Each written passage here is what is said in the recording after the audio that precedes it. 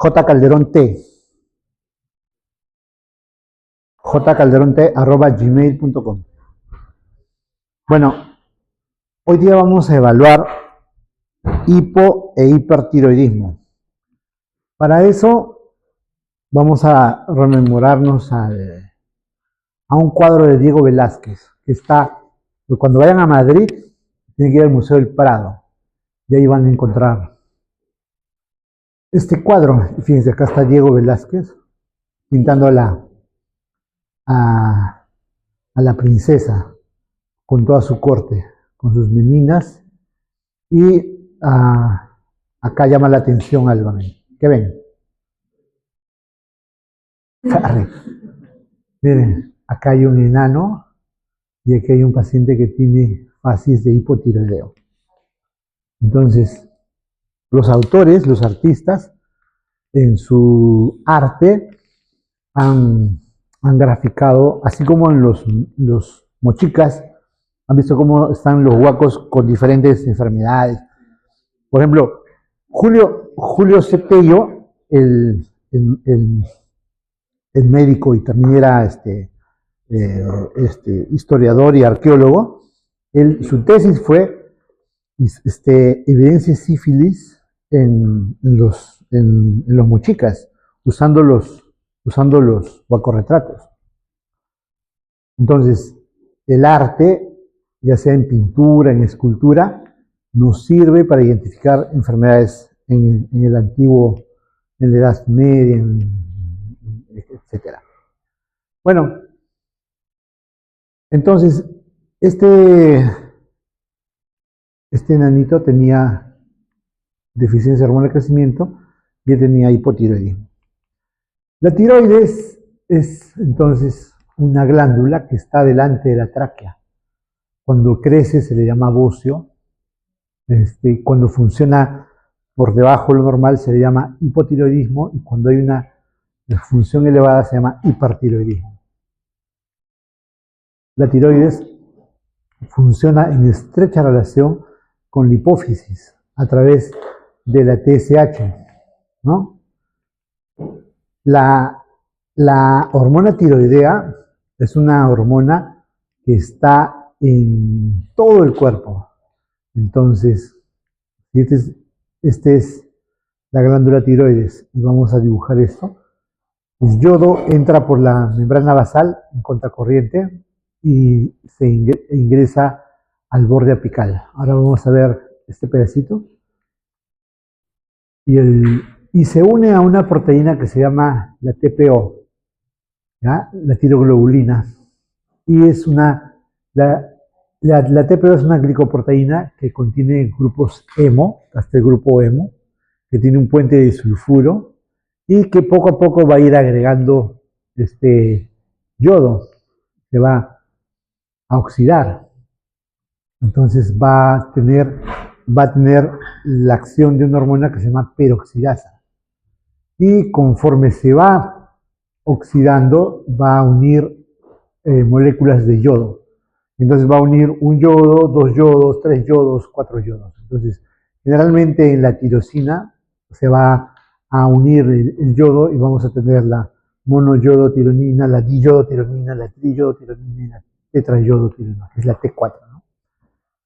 En ese contexto tenemos algunas enzimas como la monoyodotirosina o la diyodotirosina, que se encargan de unir a la tiroglobulina tanto moléculas que tienen un yodo, 2 yodos o 3 yodos.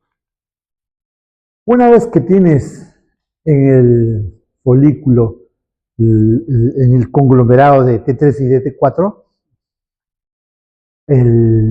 en el folículo se producen pseudópodos que van a engullir el coloide y van a transportar la T3 y la T4 hacia la sangre, y la sangre va a ir a todo el organismo.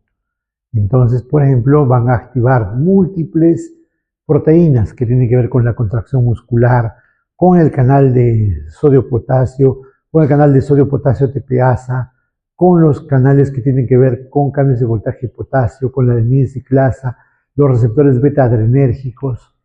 la transcripción de genes.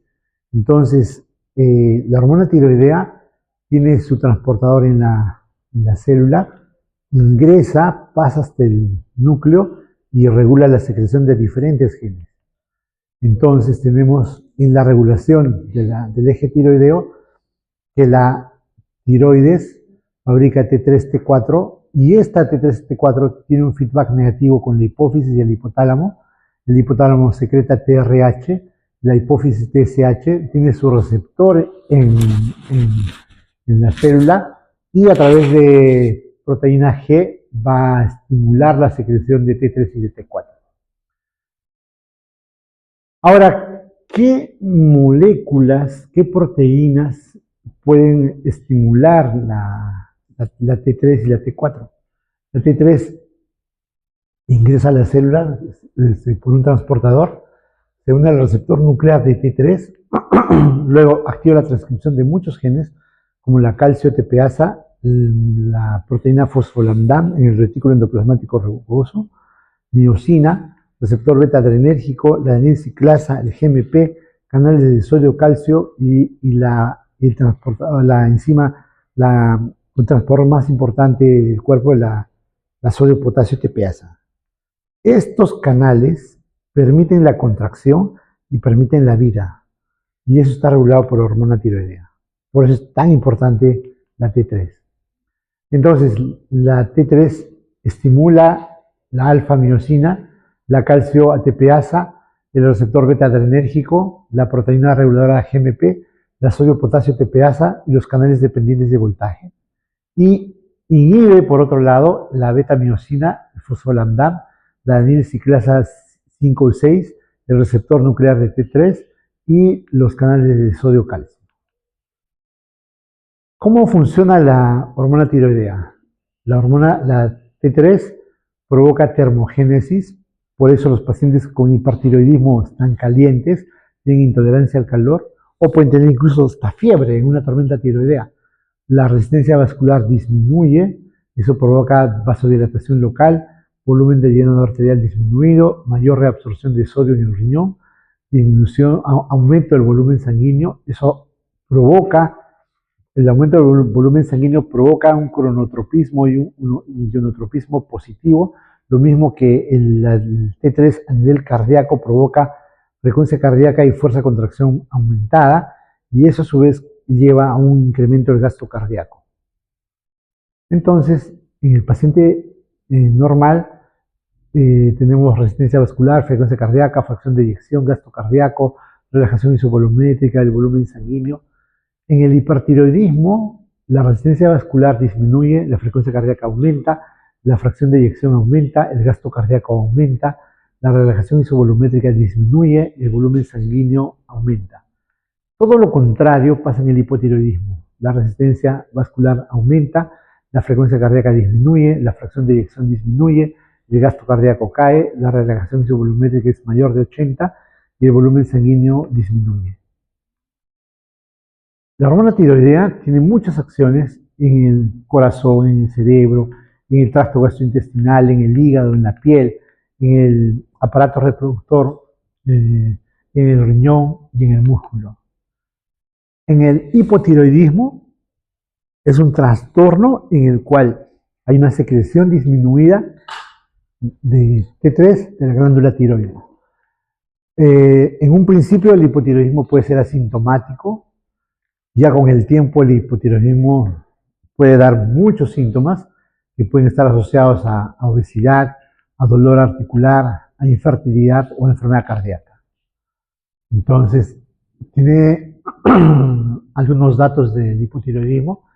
Hay un hipotiroidismo que se llama hipotiroidismo subclínico, que puede tener una prevalencia entre 4 y 8%. O también los pacientes pueden tener hipotiroidismo clínico, que eso está más o menos en una prevalencia de 1%. Entonces, hay un estudio que se llama el Estudio Nacional en Estados Unidos y el estudio NANIS muestra que el hipotiroidismo tuvo una prevalencia de 3.7%. Era mayor en raza blanca, 5%, versus mexicoamericanos y afroamericanos, 1.7%. En Reino Unido, 9% en mujeres y 1.2% en varones mayores de 60 años, con TSH mayor de 10.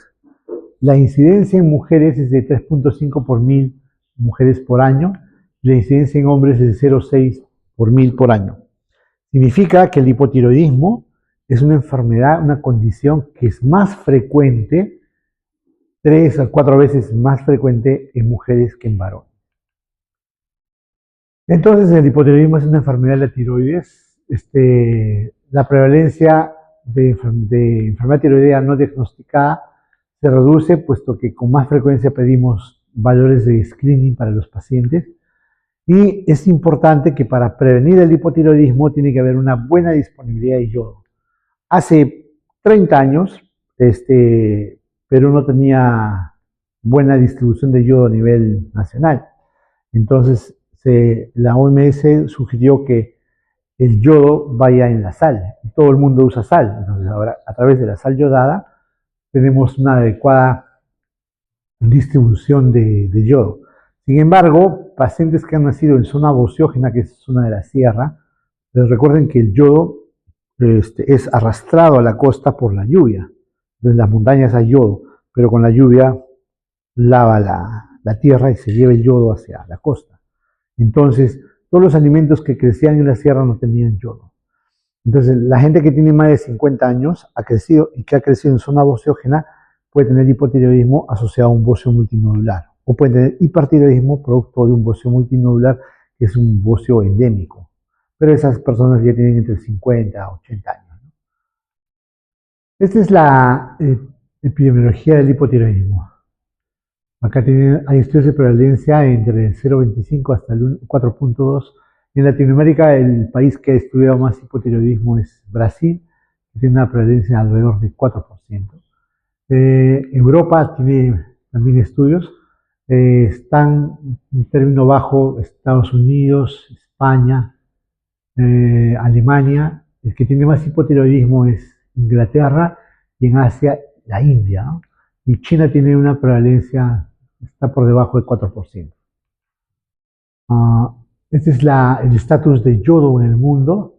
Fíjense, un estatus subsistentes en amarillo.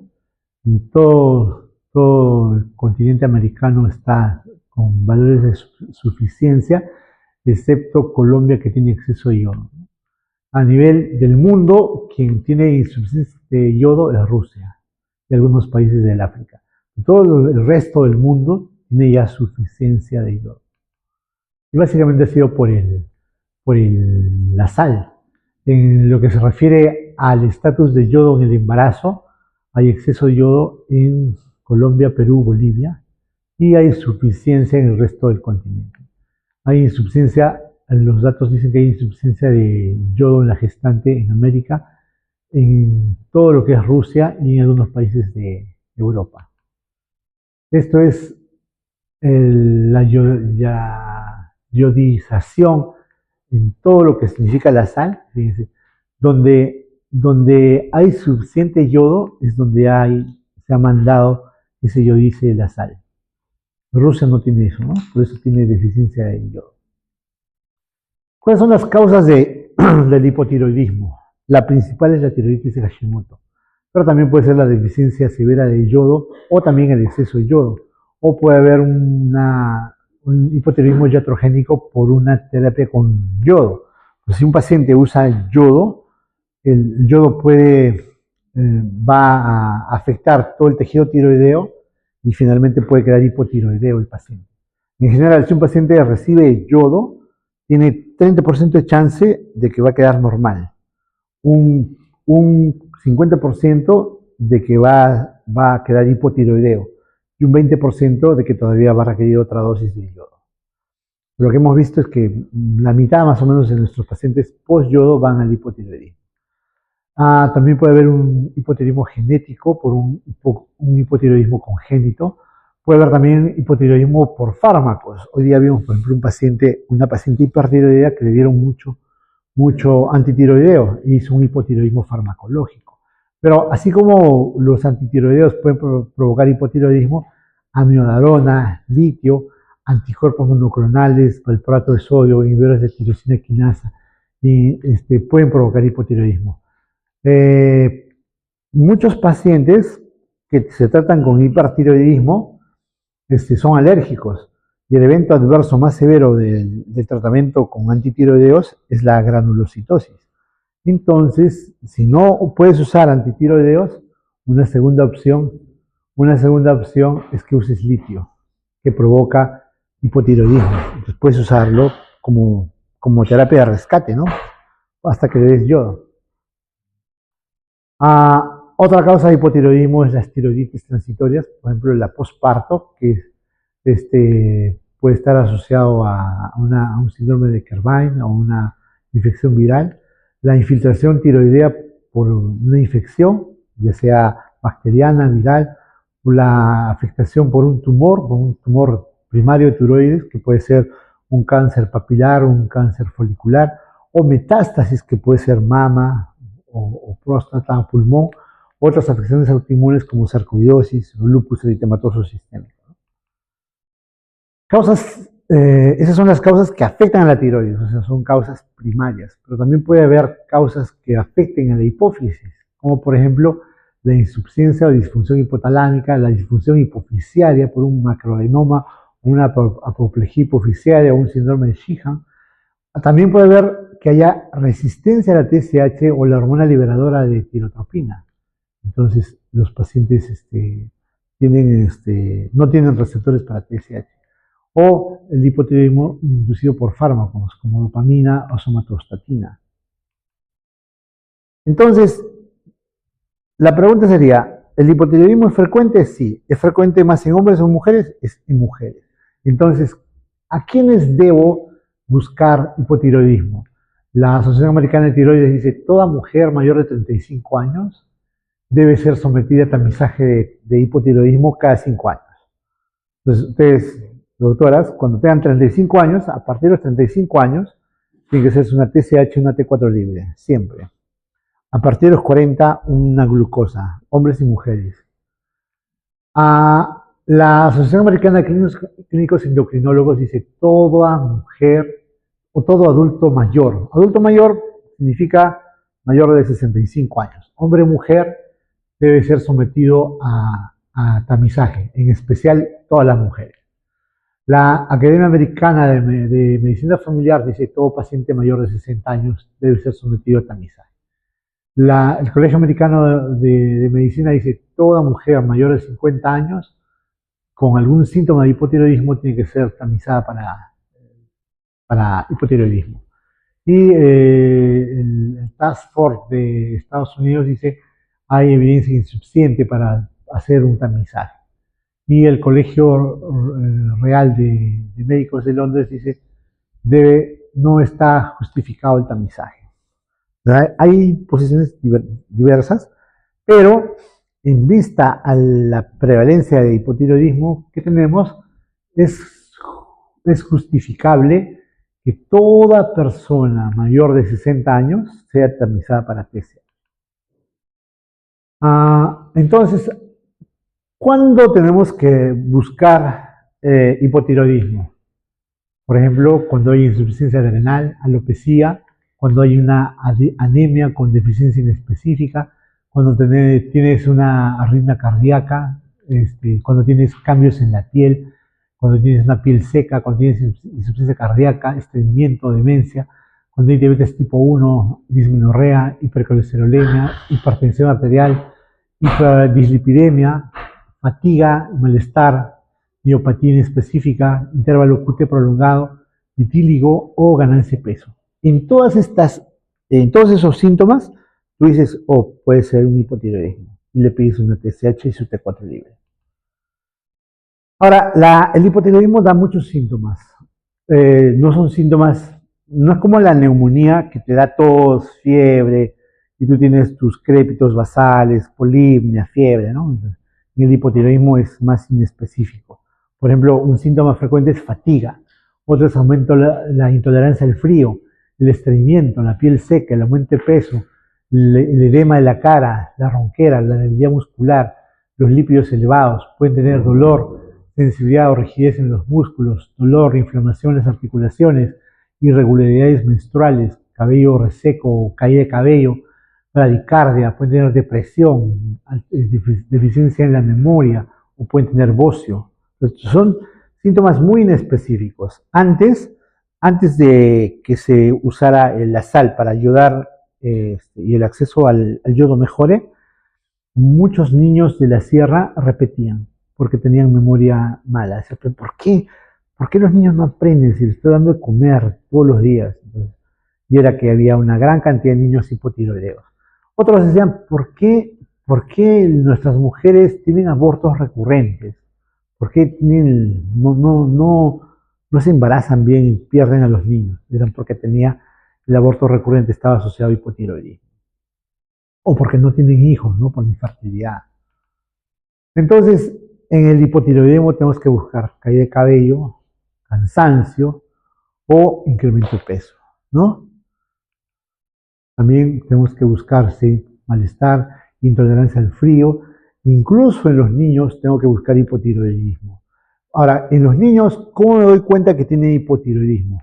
Cuando tienen la fontanela muy ancha y tienen una diastasis de los rectos o tienen una hernia umbilical.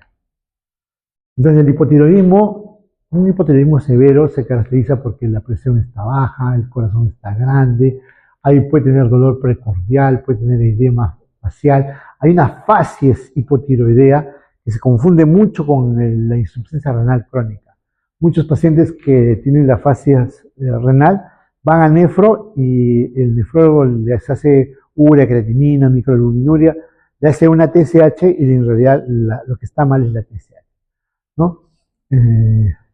Entonces, el hipotiroidismo tiene síntomas en todo el organismo, ¿no? Puede tener la piel seca, el caída de cabello, puede tener el pulso lento, puede tener los reflejos disminuidos, puede haber una bradisiquia, puede haber bradilalia. Pero en la semiología del hipotiroidismo, recuerden, lo que tienen que buscar siempre es caída de cabello, piel seca, cansancio, aumento de peso.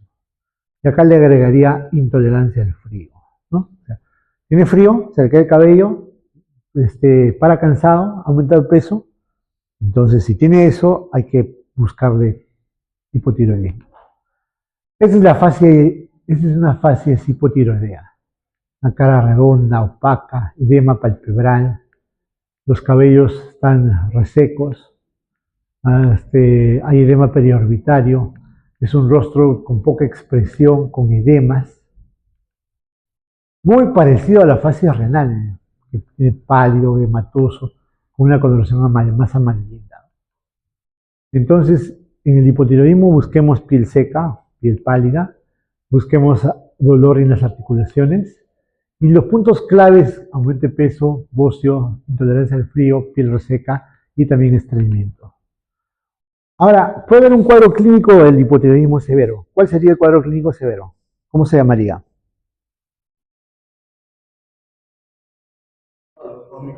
Un coma mixedematoso. Entonces, un coma mixedematoso se caracteriza porque tiene criterios de gravedad. Esos criterios son hipotermia, temperatura menos de 72 grados, puede tener hipoglicemia, puede tener hiponatremia, puede tener hipercapnia con acidosis respiratoria, hipotensión arterial, bradicardia, hiporreflexia y trastorno decisorio que puede llegar al estupor o coma.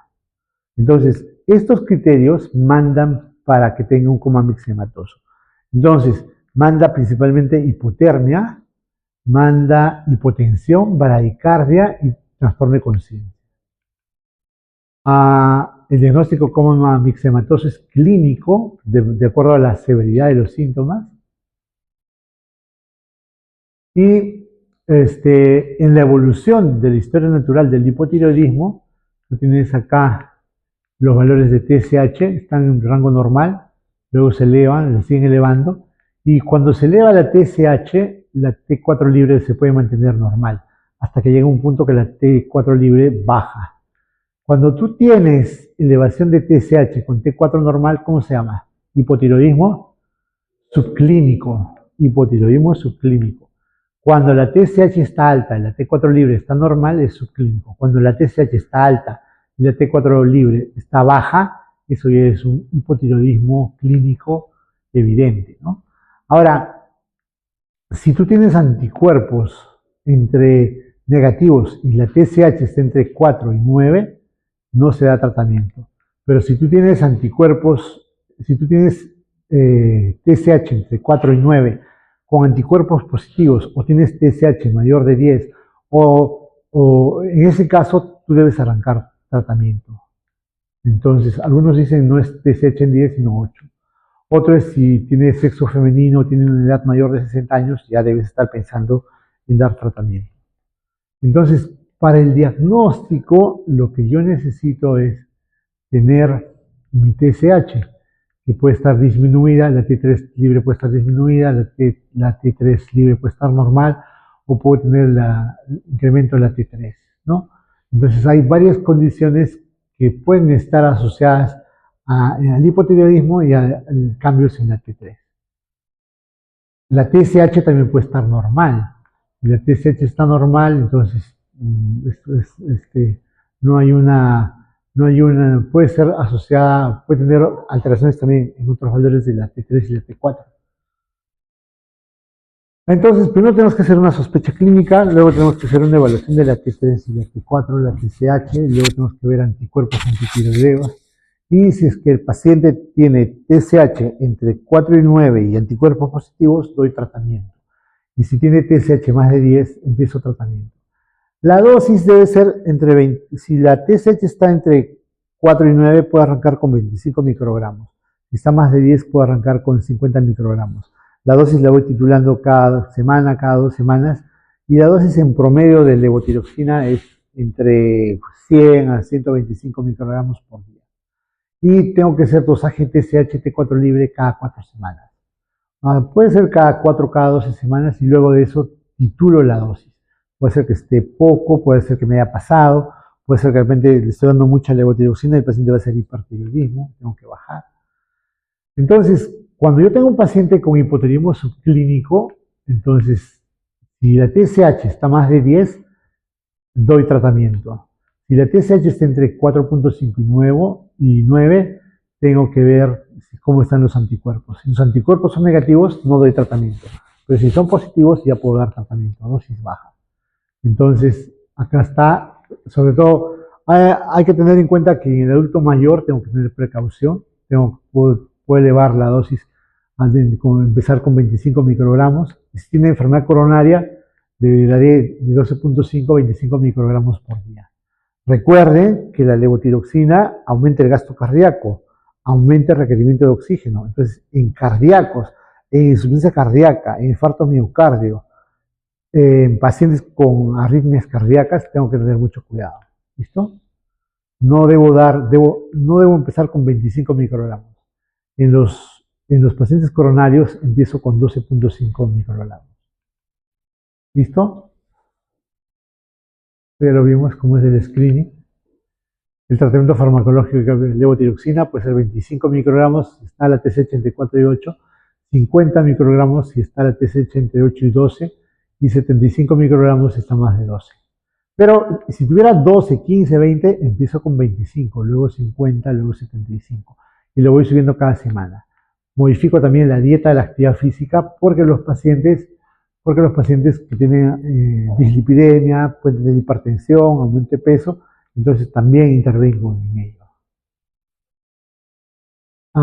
También tengo que asegurarme que hay una buena ingesta de yodo. Si el paciente consume sal yodada, no hay problema. Es seguro que va a consumir más de 100 microgramos por día por adulto. Recuerden que para embarazadas es 200 microgramos por día.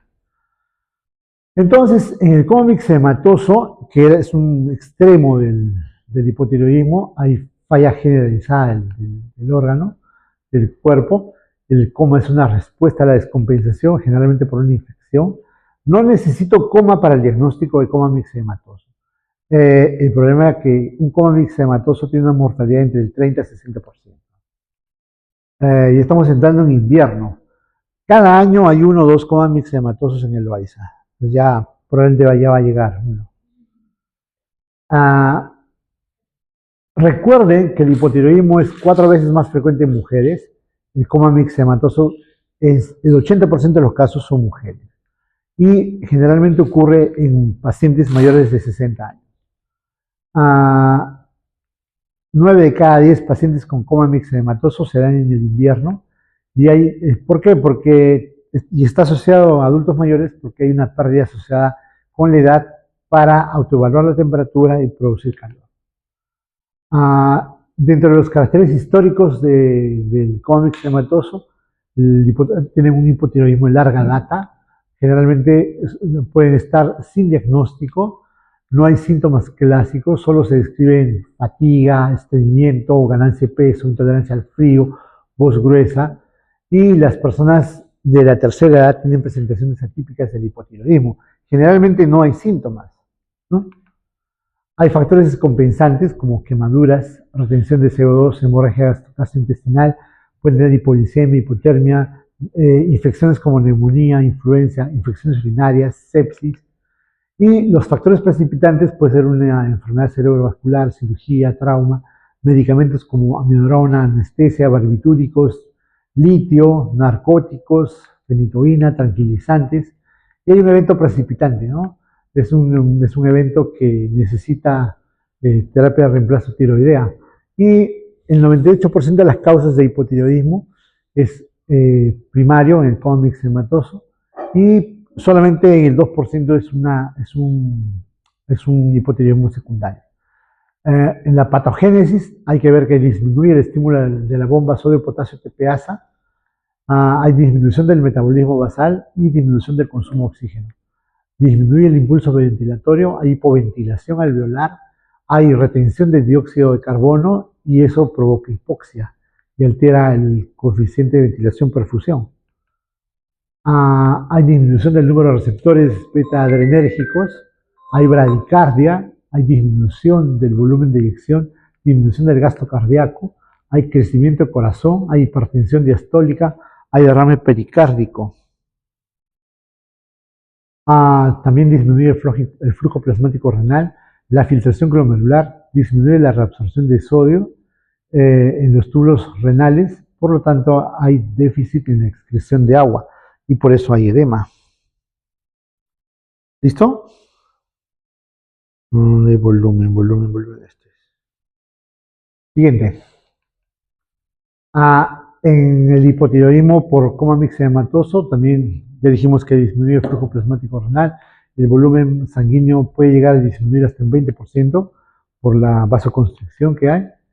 Y a nivel del sistema nervioso central, el paciente puede tener apatía, somnolencia, psicosis, letargia, demencia, cefalea, depresión.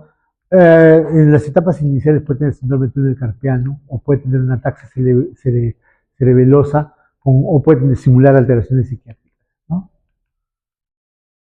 El paciente puede tener hipotermia, temperatura menor de 35 grados, puede tener hipoglicemia y algunos pacientes pueden tener temperatura normal. A nivel cardiovascular hay cardiomegalia, hay derrame pericárdico y en el electrocardiograma hay bradicardia sinusal, prolongación del PR, amplitud menor de la onda P y del complejo QRS, hay aplanamiento o inversión de la onda T.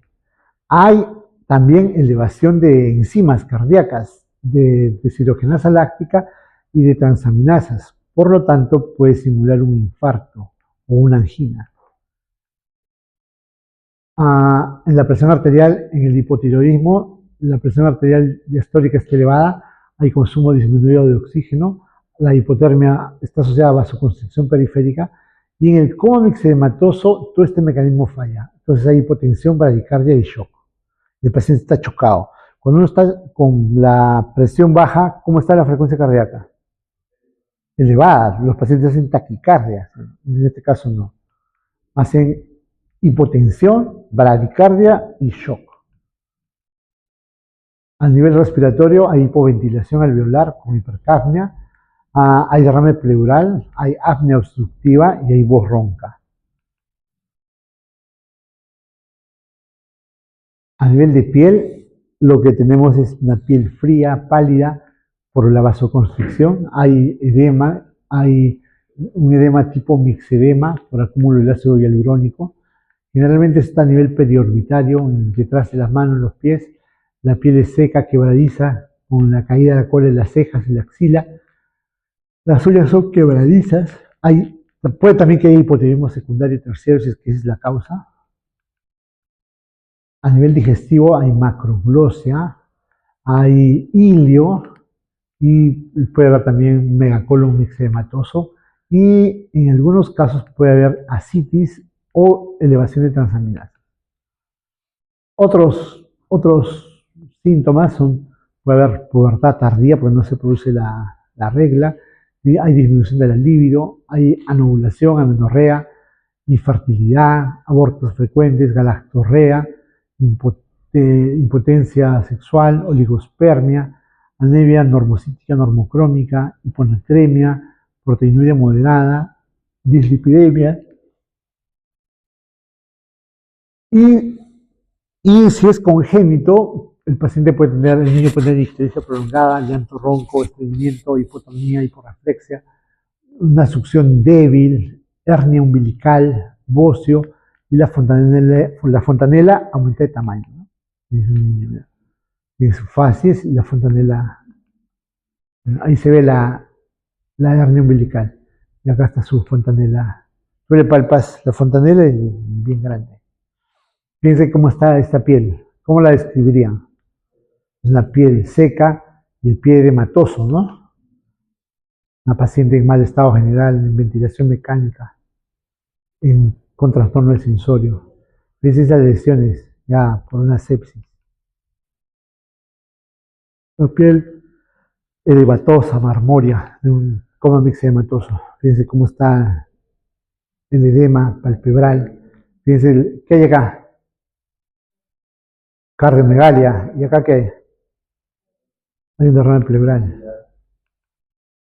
Entonces, eso es lo que ocasiona el coma mixedematoso. Hay alteración neurológica, cardiovascular, hay hipotensión, bradicardia, hipotermia, la cara mixedematosa, la piel seca, puede haber distonía de la vejiga, reflejos disminuidos, alopecia. Y lo que tenemos que solicitar son hormonas tiroideas, TSH, T4 libre. No porque tenga la TSH no muy elevada no es un coma mixedematoso.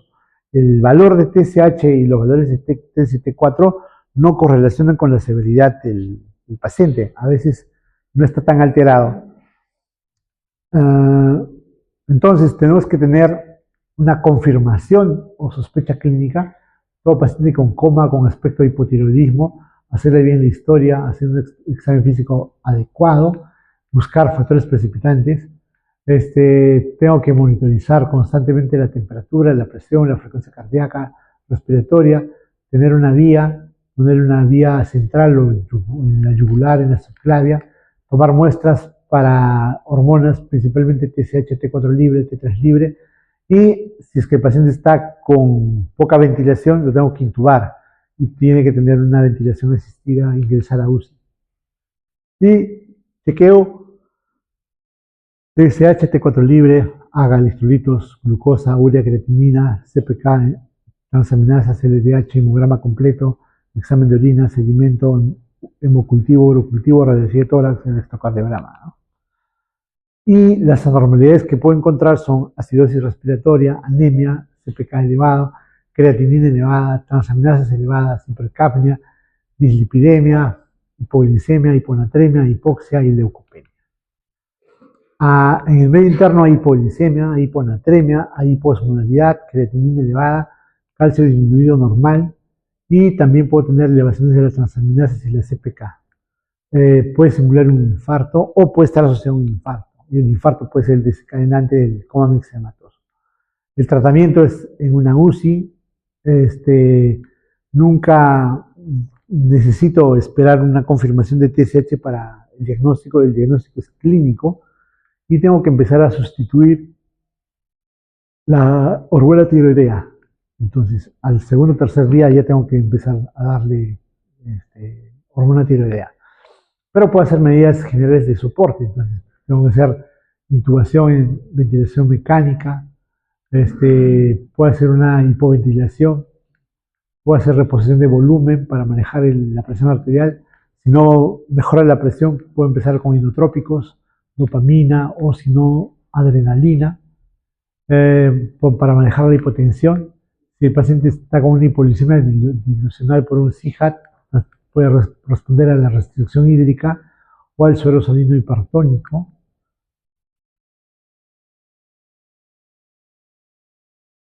Si el paciente tiene infección, tengo que dar tratamiento para la infección. Si el paciente está con hipotermia, tengo que abrigarlo bien, tengo que usar mantas adecuadas. Y si la temperatura es menor de 30, puedo hacer maniobras de recalentamiento interno. Tú le puedes dar agua caliente y el paciente le puedo calentar la temperatura. Ahora, medidas específicas, le tengo que dar hidrocortisona, 100 miligramos cada 8 horas para controlar el estrés. Recuerden, nunca se da primero levotiroxina, porque el coma mixedematoso puede estar asociado a una crisis addisoniana, o sea, hace una insuficiencia suprarrenal. Primero doy corticoide y luego doy levotiroxina. Recuerden, esa ha sido pregunta de NAM. Primero corticoide y luego le doy levotiroxina. ¿Cuál es la razón por eso?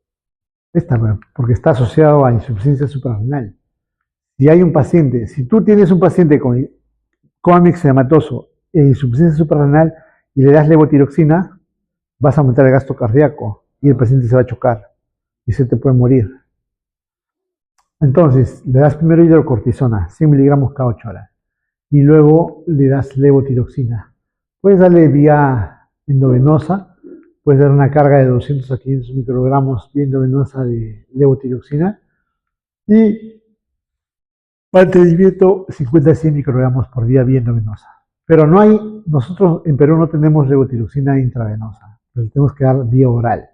Le damos tabletas de 100 microgramos, una dosis de carga de 300 a 500 microgramos por sonda nasogástrica o por vía rectal, y le damos luego 100 a 150 microgramos por día vía oral. Entonces, dependiendo de la presión arterial y de la perfusión gastrointestinal, le tenemos que dar entre 300 a 500 microgramos de levotiroxina. Y luego la mantenemos entre 100 a 150. Si hay un factor precipitante como infección, le tengo que dar antibióticos. Recuerden que tiene una alta mortalidad. Ahora, ¿quiénes fallecen más? Los mayores de 70 años, los que tienen bradicardia persistente y los que tienen hipotermia persistente. Si en 2 días no ha mejorado tu paciente, ya fuiste. Mal pronóstico. ¿Qué es? Pero ve, ¿está solo o está con Sancho? Acá está el Quijote y acá está Sancho. Y acá están los molinos. Y acá está el otro, ¿no? Bien. ¿Preguntas de hipotiroidismo? ¿Cómo cree que el hipotiroidismo se relaciona con el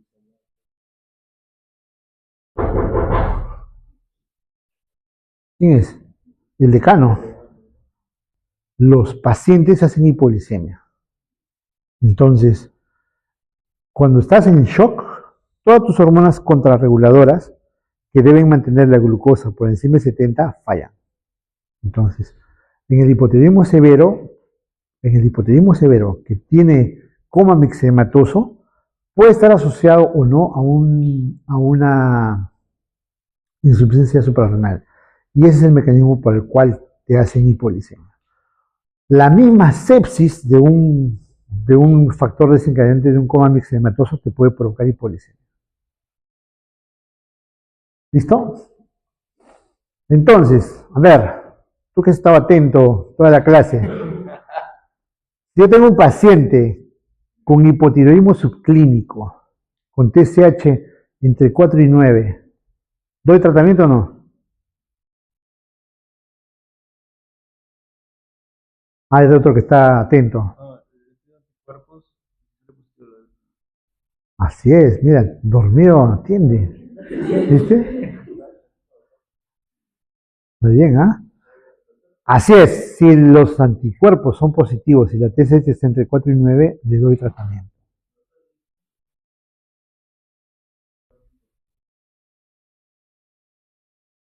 ¿Cómo? Ajá.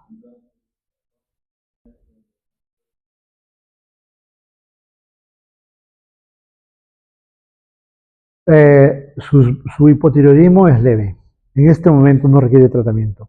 Requiere un control cada 3 meses. Ahorita no necesita tratamiento. Pero si vamos a chequearlo en 3 meses. El paciente te dice, pero ¿cómo no vas a dar tratamiento? Es que no requiere tratamiento. La indicación para usted es solamente observar. Pero tienes que tener anticuerpos a la mano. Si tuvieras anticuerpos positivos, te daría, pero no son positivos. Te haría más daño darte levotiroxina a no dártela. Porque la levotiroxina, en un hipotiroidismo subclínico, pueda que el hipotiroidismo se regule normal. Le haces un nuevo control y el siguiente control ya está eutiroidea, sin que hayas hecho nada. Es algo leve que tu mismo cuerpo lo puede regular. Si tu cuerpo lo regula y te doy pastillas, vas a hacer hipertiroidismo, vas a estar peor. ¿Listo? Ya. Vayan al kiosco a comer algo. Sí, ya hemos visto hipotiroidismo, es una condición frecuente más en mujeres. El hipertiroidismo se da cuando la glándula tiroidea funciona en exceso. El hipertiroidismo puede estar asociado a un incremento del metabolismo del cuerpo y eso está asociado a baja de peso, a palpitaciones, a intolerancia al calor, caída de cabello. ¿Ya?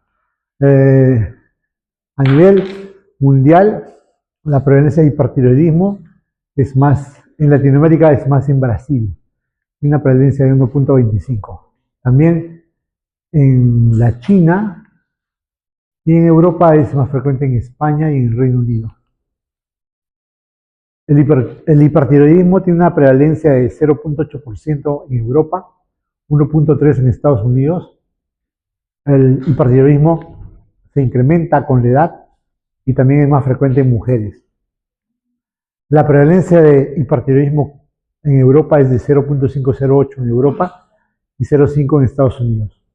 La incidencia es leve en las áreas donde es leve o mayor en las áreas de deficiencia de yodo que en las áreas con suficiencia de yodo.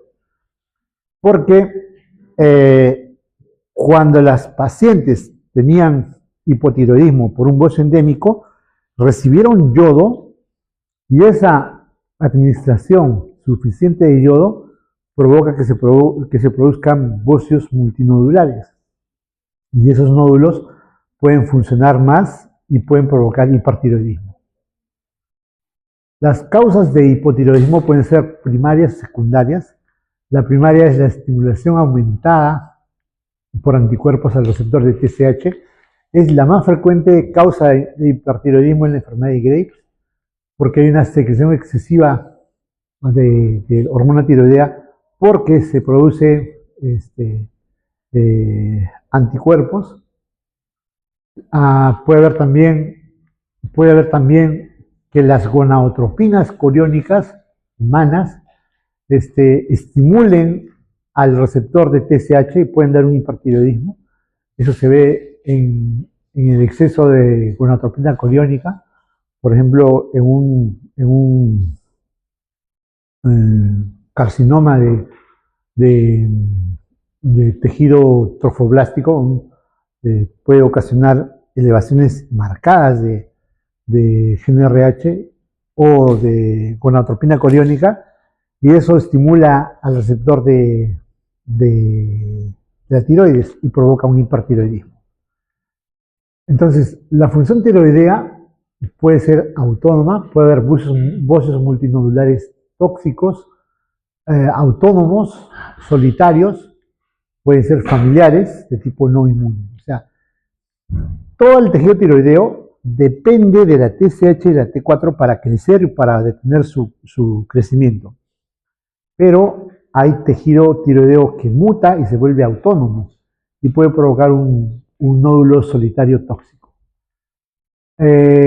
También puede haber un exceso de liberación de hormona tiroidea cuando hay una lesión de la tiroides, por ejemplo, una tiroiditis silenciosa, una tiroiditis posparto, una tiroiditis infecciosa, una tiroiditis de Kerbein, una tiroiditis por bacterias, por hongos, una tiroiditis por amiodarona o interferón alfa o por radiación. Lo que ocurre es que todas estas causas, ya sean autoinmunes o por radiación, ocasionan que entran al folículo tiroideo, lo irradian o lo dañan o lo infectan y se parte el folículo tiroideo. Y el coloide que está, es como que tú revientas el globo. Y todo lo que está dentro del coloide, que es el tejido el órgano de T3 y T4, va a la sangre y te provoca un incremento de T3 y T4 en la sangre, que provoca un hipertiroidismo. Otra causa es la exposición al efecto del yodo. Eso se conoce como el efecto Job-Basedow, porque hay una ingesta incrementada de yodo, ¿no? Eso también se puede dar cuando vas a recibir una sustancia de contraste. La sustancia de contraste tiene yodo. Puede haber también causas secundarias, principalmente tumores que secretan de forma inapropiada TSH, eso le llamamos los TSHomas, fabrican TSH, o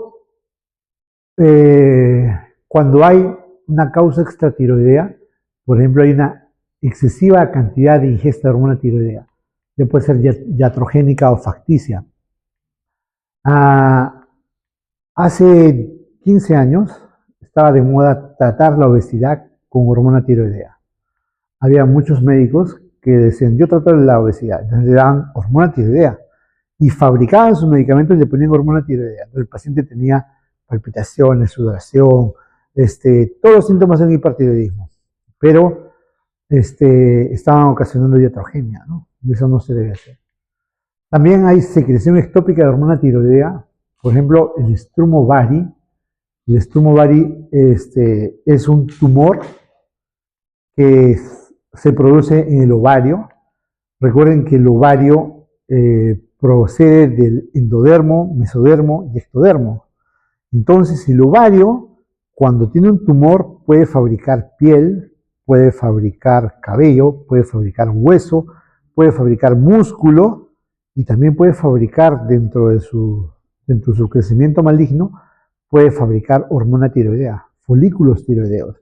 Y en lo que fabrica folículos tiroideos puede fabricar T3 y T4 y te puede dar un cuadro clínico de hipertiroidismo, el Sturm-Ovari. Las metástasis funcionantes, o sea, puedes tener un cáncer de tiroides y ese cáncer viaja principalmente al hueso o al pulmón y esos tumores, esas metástasis pueden funcionar y pueden provocar hipertiroidismo también. ¿Tienes una pregunta?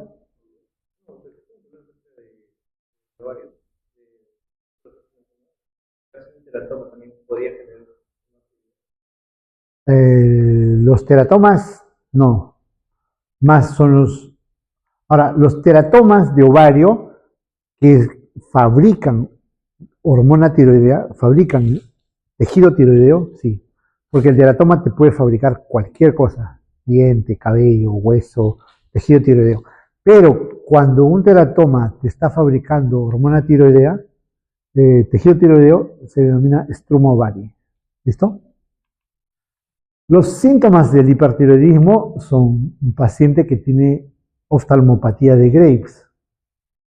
Acá tienen, fíjense, los ojos como saltones, porque hay una retracción palpebral superior. El músculo está disminuido, hay un tejido muscular hipotrófico, y lo que llama la atención mucho es el temblor discreto de los dedos, lo que llamamos el tremor. Entonces, es fácil de diagnosticar. Un paciente hipertiroideo puede tener retracción palpebral superior e inferior. en relación a un paciente normal, ¿no? Puede tener también exoftalmos, fíjense. Tú ves al paciente de perfil y ves cómo el ojo ha protruido hacia afuera. La protrusión es por un fenómeno inflamatorio. Los anticuerpos que van contra la TSH también tienen receptores en el tejido adiposo que está en la órbita. Y esa inflamación hace que el ojo se salga. ¿Cuáles son los síntomas de hipertiroidismo? Los más frecuentes, más del 90%, son nerviosismo y sudoración. Pero también hay frecuentes como intolerancia al calor, palpitaciones, fatiga, pérdida de peso y taquicardia. Si se dan cuenta, son de un paciente que adelgaza, que tiene calor, que tiene palpitaciones, se agita, ha perdido peso, se agita al caminar y tiene debilidad muscular. Otros síntomas son apetito aumentado, molestias oculares, puede tener como picazón, edema en miembros inferiores, hiperdefecación, puede haber diarrea. Ya en menos del 10%, lo raro es anorexia, estreñimiento, ganancia de peso, oligomenorrea o libido disminuida. Entonces, estos pacientes que tienen estos síntomas se les denomina también los hipertiroidismos apatéticos. O sea, en vez de hacer diarrea, hacen estreñimiento. En vez de perder peso, ganan peso.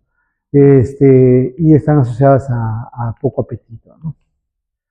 Los signos más frecuentes del hipertiroidismo son la taquicardia, el bocio, los cambios en la piel, es una piel fina, una piel finita como de bebé, el tremor y la hiperreflexia.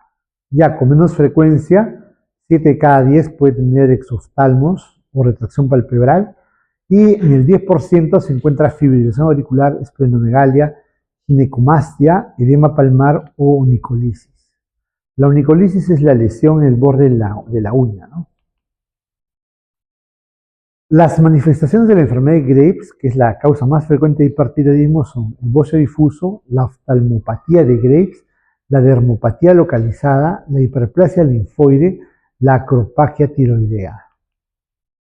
Este es un paciente con la triada de Graves.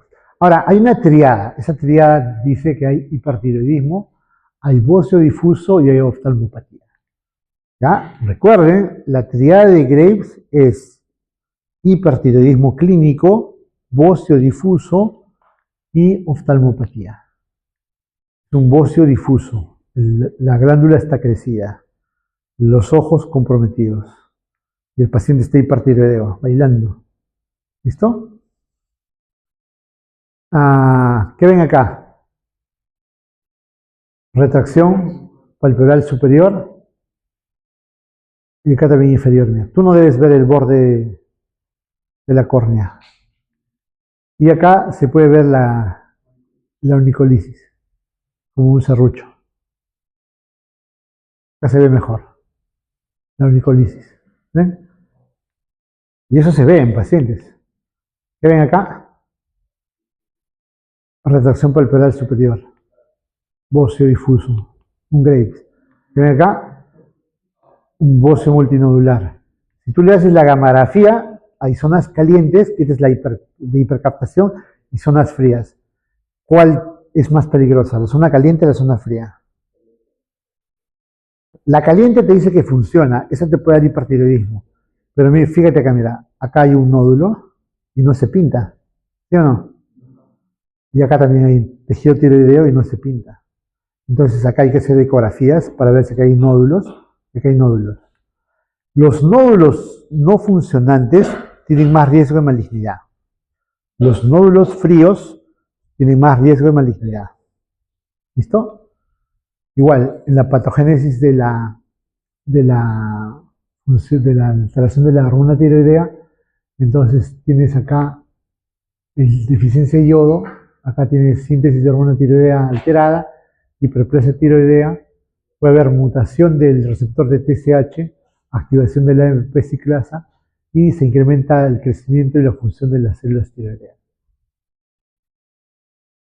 El bocio puede ser un crecimiento difuso de la tiroides o puede ser un bocio parcial. Si es un bocio parcial, puede ser un nódulo tiroideo. Puede ser en un lado o en varios sitios. Entonces puede ser un nódulo tiroideo o un bócio multinodular. Este es un nódulo tiroideo. El bócio multinodular tóxico es la segunda causa más frecuente de hipertiroidismo. Usualmente se da más en mujeres que entre los 40 y 50 años. Se da usualmente en zonas con déficit de yodo, en zonas de bócio endémico. Hay antecedente de bócio multinodular. Y uno de ellos desarrolla hiperfunción. Uno de ellos es más caliente. En cambio, el adenoma tóxico es la tercera causa de hipertiroidismo. Se da también en mujeres entre los 20 y 30 años. No está asociado al yodo y hay un adenoma folicular que se es independiente y provoca hiperfunción. El nódulo tiroideo es otro gran capítulo que tienen que tratar y tienen que reconocer cuando un nódulo tiroideo es sospechoso de malignidad. Cuando un nódulo tiroideo hay que parar la oreja. Cuando hay historia familiar de cáncer de tiroides. Cuando hay una exposición a radiación en la niñez. Cuando el nódulo crece rápidamente. Cuando el nódulo es duro. Cuando el nódulo no es móvil, está adherido a planos profundos. Cuando hay adenopatías. Cuando hay antecedente de radiación ionizante y si es que la edad es menor de 20 años o mayor de 70 años. Otra causa de sospecha de malignidad es cuando el nódulo es único y mide más de 4 centímetros. De ahí hay que tener ojo al piojo.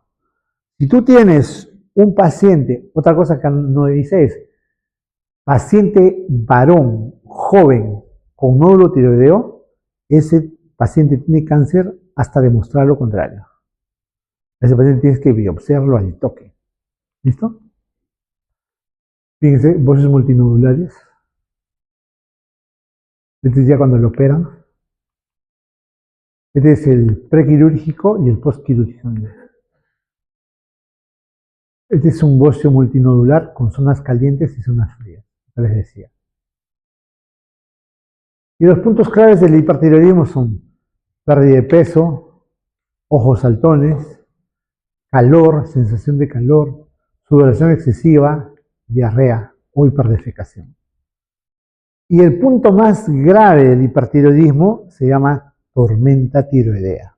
Así como hay un coma mixedematoso, hay una tormenta tiroidea. En la tormenta tiroidea es el grado más severo de hipertiroidismo. El paciente está grave. También hay una tendencia a que el paciente tiene 30% de chance de morir. Ahora, el paciente tiene que tener antecedente de hipertiroidismo. Y el paciente tiene que tener síntomas de hipertiroidismo. Pero si eso le agregas que el paciente tiene fiebre, por ejemplo, tiene más de 38 grados, tiene 15 puntos. Si eso agregas que tiene, por ejemplo, delirio, psicosis, tiene 20 puntos más. Si eso tú ves que hace taquicardia, más de 100, tiene 115, por ejemplo, tiene 10 puntos más. Si tienen compromiso gastrointestinal, como náuseas, vómitos, dolor abdominal, tiene 10 puntos más. Si tiene insuficiencia cardíaca con crépitos bilaterales, tiene 10 puntos más. Si fibrila, 10 puntos más.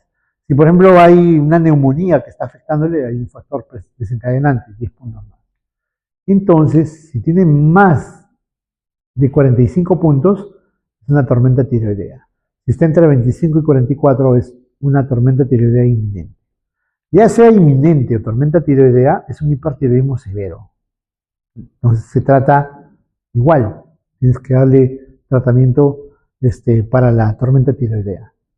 Ahora, si yo tengo un paciente con pie diabético en sepsis, tiene fiebre, puede tener compromiso neurológico, puede tener compromiso cardíaco, puede tener taquicardia, esto uno puede que tenga edemas en los pies y nada más. Y un factor descompensante es la infección. A veces nos mandan interconsultas con que el residente dice, paciente con 50 años, con diabetes y pie diabético, a descartar tormenta tiroidea. Y esa es la escala de Burch y Warkowski. Pone Burch y Warkowski en 45. Tiene que tener antecedente de hipertiroidismo. Porque si se dan cuenta, estos son todo paciente con UCI que tiene una infección severa y que tenga compromiso cardiovascular puede tener esto. O sea, no es tan específico. Tiene que tener enfermedad tiroidea. ¿Listo? Esto es lo que dijimos ya. Fíjense cómo como un paciente en estado eutiroideo, la TSH y la T4 libre y la T3 libre son normales. Cuando hacen un hipertiroidismo subclínico, la TSH baja, la T3 y la T4 libre son normales. Y cuando ya tenemos un hipertiroidismo clínico, la TSH se suprime más y la T3 libre y la T4 libre se incrementan. Ahora, cuando tengo hipertiroidismo, puedo evaluar, tengo que tener una sospecha clínica y tengo que tener la TSH y la T4 libre. Ahora hay 4 escenarios, TSH y T4 libre normal, significa que el paciente está normal. Ahora, tengo TSH baja con T4 libre normal, entonces acá tengo que medir la T3 libre. Puedo tener TSH baja con T4 libre alta, ese es un hipertiroidismo primario. Y puedo tener TSH normal o alta con T4 libre elevada, ese es un hipertiroidismo secundario, ¿no? Entonces, ahora que tengo TSH baja con T4 libre normal, tengo que evaluar la T3 libre. Entonces, hay 3 opciones, T3 libre normal, alta o baja. Si tengo T3 libre normal, es un hipertiroidismo subclínico. Si la T3 libre está alta, es un hipertiroidismo primario. Y si la T3 libre está baja, es un síndrome eutiroideo enfermo. Entonces recuerden, un eutiroideo enfermo se caracteriza por tener TSH baja, T4 normal y T3 libre bajo.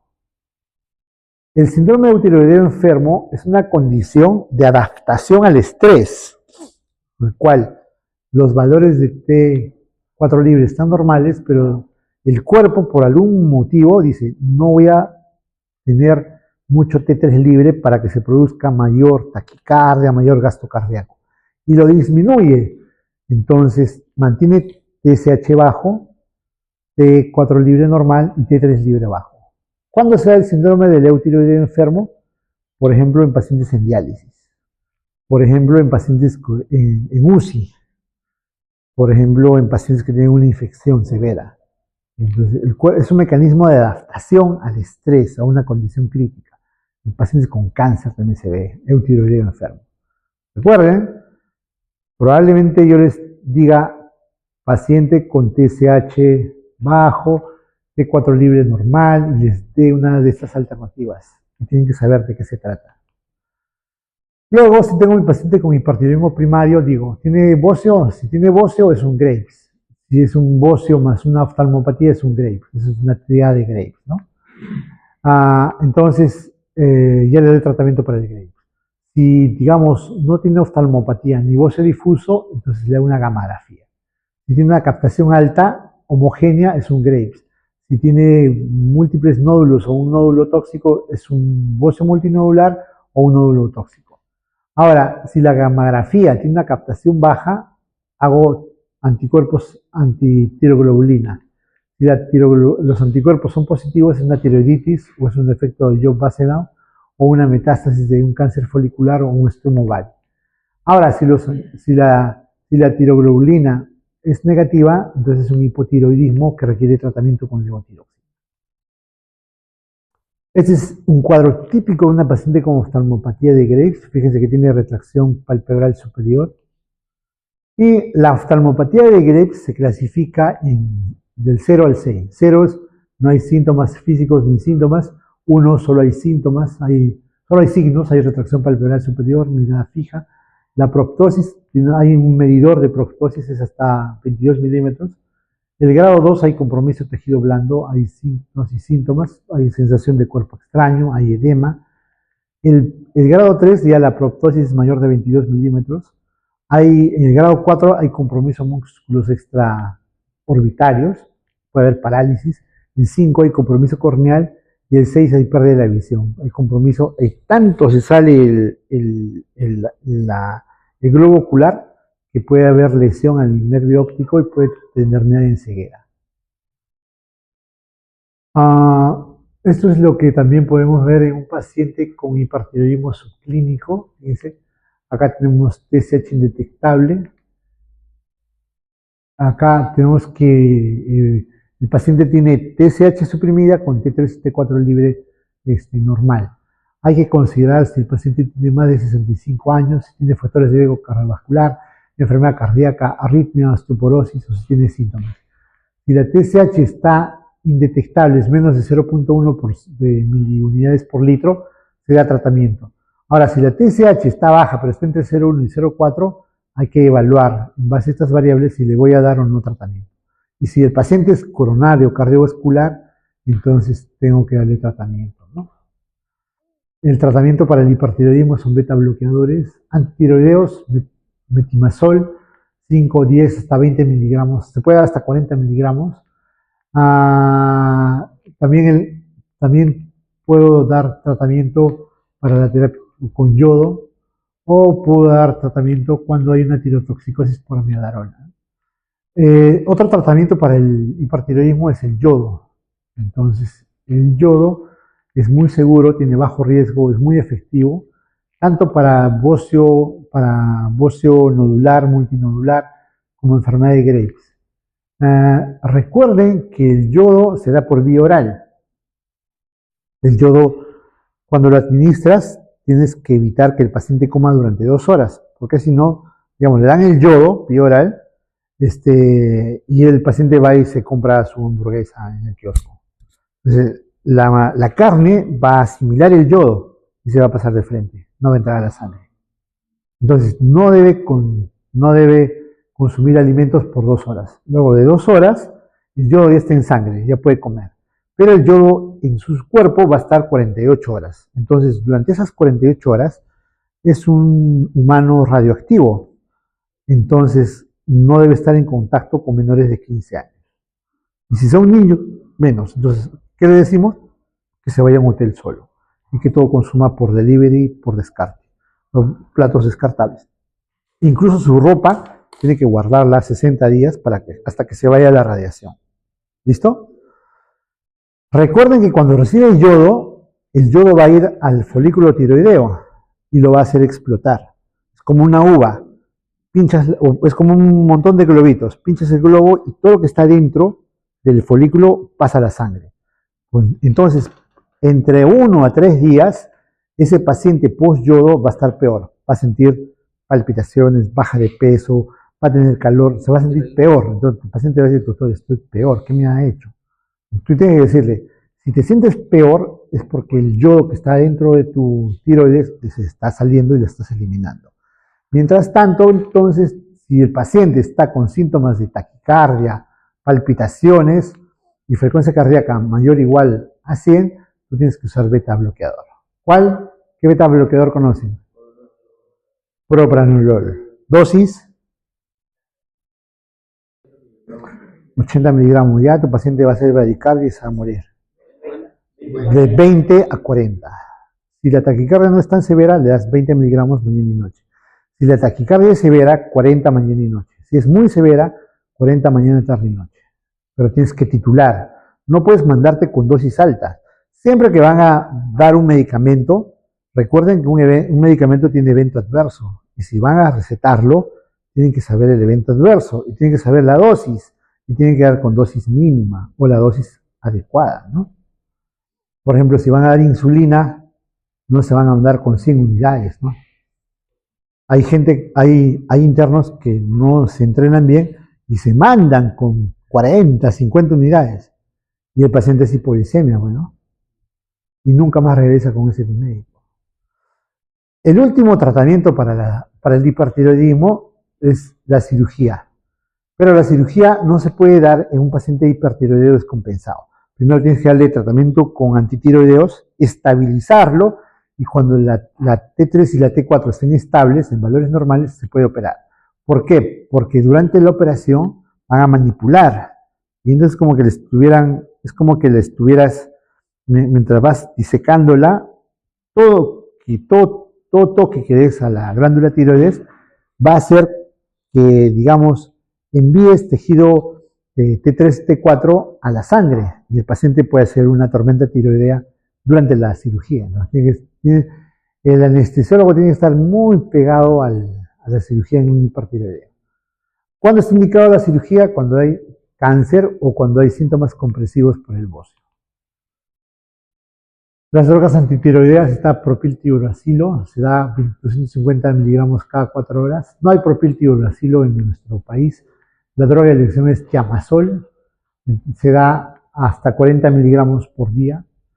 También se puede dar yodo o lugol, que son soluciones con yoduro de potasio. Puede dar 5 gotas cada 6 horas. Y el mecanismo de acción es que te reduce la síntesis de hormona tiroidea. O también puedes reducir la circulación de hormonas circulantes con ácidos biliares secuestrantes. Acá puedes usar colestiramina, 4 gramos cada 6 horas. También puedes usar, puedes disminuir los efectos periféricos de la hormona tiroidea, sobre todo la taquicardia, propranolol, de 20, 40, 60 hasta 80 miligramos cada 4, cada 6 horas. O puedes resolver las manifestaciones sistémicas de la hormona tiroidea a través de glucocorticoides, a través de hidrocortisona 100 miligramos cada 8 horas. Si es fiebre, paracetamol 500, 650 miligramos cada 6 horas o acetaminofén. ¿Y cómo es la disfunción tiroidea en el adulto mayor? Recuerden que anciano joven es de 65 a 75 años. Ya anciano es de 75 a 84. Ya muy anciano es mayor de 85 años. La TSH tiene una distribución diferente en los ancianos. Se incrementa un poquito más conforme avanza la edad. La enfermedad tiroidea es mayor en los adultos mayores. Hay hasta 2 veces más que en la población joven. Hay hipotiroidismo clínico entre el 2 y 7%, hipotiroidismo subclínico en los mayores de 65 años que va hasta de 8 hasta 20%. El hipertiroidismo clínico es 2% y la forma subclínica en los adultos mayores llegan hasta el 8%. Esa prevalencia depende de la ingesta del yodo. El cuadro clínico en el adulto mayor tiene síntomas muy vagos, atípicos, que pueden interpretarse como propios de la edad, ¿no? Que viejito está con cansancio, que le duele todo, que se agita, que tiene mucho frío, tiene mucho calor, ¿no? Entonces, los síntomas también se pueden influenciar por otras comorbilidades.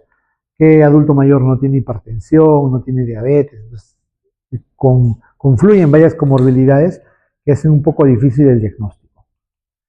En la enfermedad tiroidea, en el hipertiroidismo, puedes tener en el adulto mayor TSH baja, T4 alta. Entonces, el tratamiento para este caso es antitiroideos, beta bloqueadores o puedes darle yodo. Si es un hipotiroidismo con TSH alta y T4 baja, tienes que dar dosis baja y titular con levotiroxina, ¿no? Entonces, se ha estudiado que las mujeres con TSH baja tienen mayor riesgo de fractura. Desde acá se ha estudiado, por ejemplo, que mujeres mayores de 65 años con TSH menor de 0.1 miliunidades por litro tienen 3 veces más riesgo de fractura de cadera en relación a las que tienen TSH normal. Entonces, mujeres adultas mayores con TSH bajo menor de 0.1 tienen mayor riesgo de fractura. Entonces, ellas deben recibir tratamiento. Y como decíamos, en el hipertiroidismo subclínico, si la TSH está indetectable, es menos de 0.1, doy tratamiento. Si la TSH está entre 0.1 y 0.4, tengo que evaluar cuál es el riesgo de mi paciente para tratarlo. Si mi paciente tiene arritmia, enfermedad cardiovascular, pues no lo voy a exponer al hipertiroidismo, entonces tengo que tratarlo, ¿no? Y el tratamiento, como dijimos, es beta bloqueadores, antitiroideos, yodo o cirugía. En el hipotiroidismo subclínico, la causa más común es tiroiditis autoinmune, en el 67%, la posttiroidectomía 23%, terapia con yodo 10%, deficiencia de yodo también, ¿no? Otras causas que hay que usar en el adulto mayor es que usan amiodarona. ¿Para qué usan amiodarona? Arritmias. Litio. ¿Para qué usan litio? Puede ser depresión, para el trastorno bipolar también. Igual, ¿no? El hipotiroidismo es siempre más frecuente en la mujer que en el hombre, ¿no? Acá en el adulto mayor es 10 a 1. La mayoría de los pacientes adultos mayores presentan hipotiroidismo asociado a fatiga y debilidad. ¿Pero qué viejito no tiene fatiga y debilidad? Todos tienen eso. Hay datos que evalúan la mortalidad en hipotiroidismo subclínico es mayor en aquellos pacientes que están descompensados. Eso sería bueno en una revista de revistas. Vamos a buscar información de eso. También se ha visto que en aquellos pacientes que tienen hipotiroidismo subclínico, el riesgo de enfermedad cardiovascular está aumentado. Dice acá, está aumentado. Aquellos que tienen TSH mayor 10 o más, la enfermedad cardiovascular está aumentada. Igual, la mortalidad también puede estar aumentada, sobre todo en aquellos pacientes que tienen más de 80 años. Acá, digamos, el hazard ratio está en la unidad, no hay datos concluyentes en caso de mortalidad. En enfermedad cardiovascular sí hay, pero por la edad no. Igual, ¿no? Si es hemos visto, si es un hipotiroidismo subclínico, si está más de 10, damos tratamiento. Si está entre 4 y 9, veo anticuerpos. Si está mayor de 65 años, tengo que darle, si tiene anticuerpos antitiroideos positivos, doy tratamiento. En el adulto mayor tengo que tener precaución con enfermedades coronarias. Acá el requerimiento es más bajo para la hormona tiroidea. Recuerden que el aclaramiento metabólico está disminuido. Hay que valorar otros medicamentos que contienen yodo, por ejemplo. Hay que hacer una vigilancia estrecha. Se debe empezar con dosis bajas de 25 microgramos por día. Si el paciente tiene enfermedad coronaria, se empieza con 12.5 microgramos por día. Recuerden que la levotiroxina incrementa el requerimiento de oxígeno. El paciente hipotiroideo anciano y le das levotiroxina, le puedes provocar un infarto. Tienes que empezar con dosis muy bajitas, 12.5. Tienes un paciente con hipotiroidismo, con insuficiencia cardíaca o con postinfarto miocardio, no se te ocurra darle 25 o 50. Le incrementas el gasto cardíaco, es como que estuviera haciendo ejercicio y lo reinfartas. Y le provocas una insuficiencia cardíaca de mayor complejidad. ¿Listo? ¿Preguntas?